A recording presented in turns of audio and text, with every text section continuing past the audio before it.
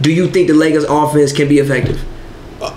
Again, absolutely. They're going to score a ton of points. You got Svi out there, by the way, who can shoot a little bit too once he gets comfortable. Yeah. So he hasn't looked comfortable in the preseason. Yeah, but he's got a beautiful shot, and he'll get comfortable, I think, at some point. But I don't. Again, the offense is not going to be their problem. They're going to have a top something rated offense. Although the way New Orleans is going, man, I don't know how anyone's going to keep up with them. They're averaging 140 points. Yeah, I mean, it's insane. I bet you their offensive rating is also so far off the charts here related because they're doing it so fast. Mm-hmm. But so again, they've got three of the best passers in the league with Rondo, LeBron, and Alonzo. Yeah, they're going to get shots. They're going to score. That's not going to be the issue. You might even argue that like the less threes and there's less long rebounds, there's less fast breaks against them, and whatever. Exactly. You could argue that might help them because remember, the more you score, the better your defense is because you're set up. You're set up every time. I think in the game versus Portland, they were at 58 points before they hit a three. Mm-hmm. But the game was 58-61.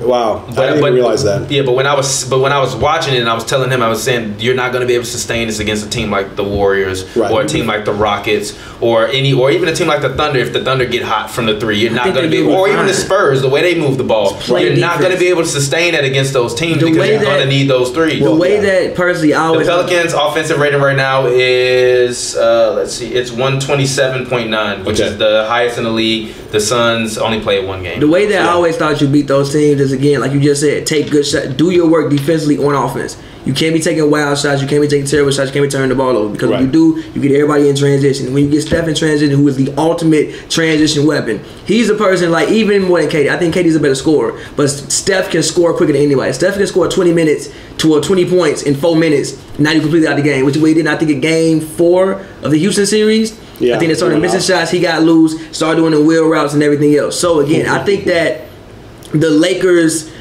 I'm not too affected by the fact that they don't have like 1 million shooters on the roster. Like that's not what I'm worried about. I thought that the defense would be much better. If they gonna defend the way they defended Portland all year, we gonna have a whole lot of issues. Mm-hmm. But I thought they would be one of the best. When I looked at the roster, I'm like, okay, we got Lonzo. For one, I was looking at length. We got Lonzo, he's 6'6". We got KCP, I think he's 6'6". We got Ingram, he 6'10". Yeah. We got Braun, he's 6'8", and we got JaVale. We doing this, and again, we coming up half the court. And JaVale looks good. JaVale looks great. Yeah. JaVale, tell me a hot take. It was a super hot take. It probably not gonna happen. I said that if the Lakers can win 50 to 55 games, I think JaVale can maybe be an all-star. Oh, wait. That's funny because I said that Joel Ingles can make the All-Star team. I would. Okay. Then hot take brothers. Because look, when I was watching it, I'm like, man, all JaVale has to do is like contest everything out the rim, which he already does. Yeah. Catch the ball and dunk. That's it. He's got so much baggage. It's gonna be really hard. Really hard.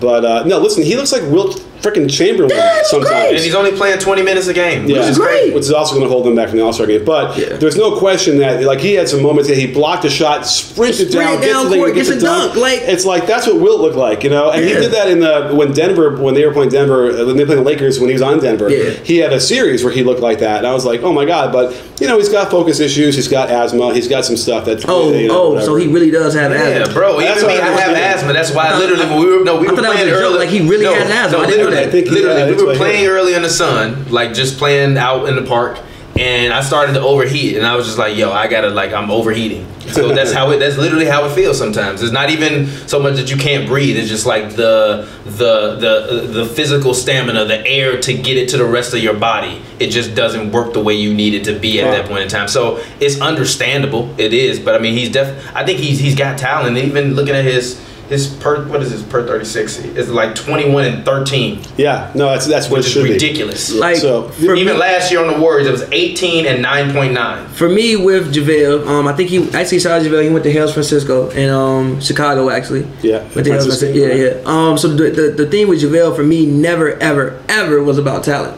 But he always had the talent. If we talk about most athletic big men, I think he's top 5 most athletic big men in the NBA right now of all time, probably top 25.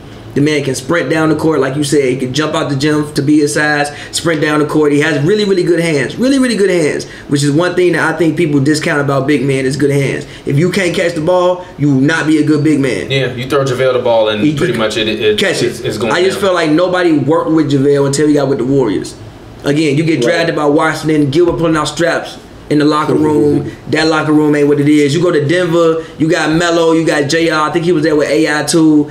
I'm sure that locker room and George Karl, people don't really like. I haven't heard a player say good things about George Karl in a decade. Since the 90s. Since the 90s. So they not working with you. You finally get to a situation where they work. Even like his shot, it looks decent.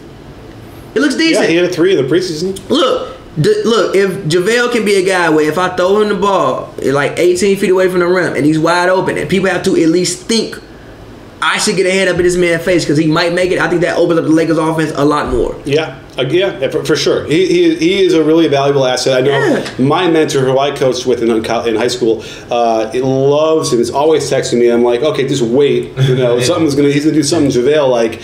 But so far, he looks really good, and they got him in a nice situation where they'll limit the issues. I think I did see a couple boneheaded plays, whatever, but nothing got out of the ordinary. But I mean, again, there's gonna be an interesting stat. I've looked it up before, and I was surprised it wasn't even a greater disparity. But the notion that if you get outscored by X amount of threes per game, like you're going to lose every single time. Yeah. Now I thought it was going to be like if they hit more than 5 threes a game on you, 5 threes in a game, you're going to lose that game every time.